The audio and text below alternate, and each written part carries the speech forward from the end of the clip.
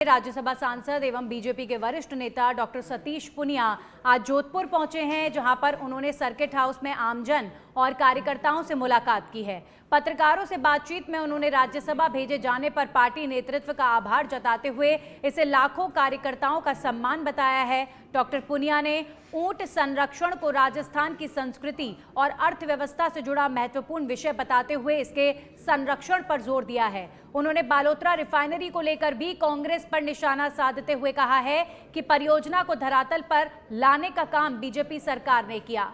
साथ ही यूसीसी और परिसीमन को संवैधानिक एवं आवश्यक प्रक्रिया बताया गया है।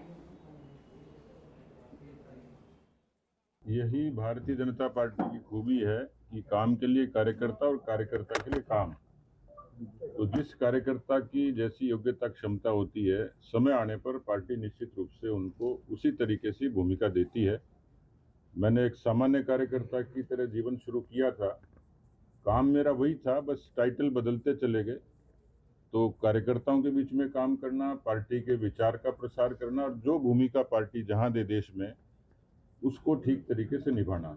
तो मैं व्यक्तिगत तौर पर, केवल मैं नहीं, मेरा परिवार नहीं, पार्टी के सभी कार्यकर्ता जो इस निर्णय से प्रसन्न हैं, जो अपनी एक कार्यकर्ता के रूप में छवि देखते हैं, मैं समझता हूं कि इस नियोजन से पार्टी के कार्यकर्ताओं को प्रसन्नता भी हुई और मैं समझता हूं कि पार्टी ने उन सब कार्यकर्ताओं का, लाखों कार्यकर्ताओं का सम्मान किया जो मेरी तरह जीवन शुरू करते हैं और पार्टी का काम करते हैं। सर, बीकानेर दौरे पे गए, ऊंट संरक्षण को लेकर आपने देखा, क्या लगता है वाकई ऊंटों के संरक्षण की आवश्यकता है और किस तरह से आप एक मैसेज देने का प्रयास करेंगे अपनी तरफ से? देखिए, रेगिस्तान का जहाज, ये तो हम किताबों में पढ़ते ही थे। राजस्थान का कहीं जिक्र आता है तो कुछ चीजें दिखती हैं, दोहरे दिखते हैं।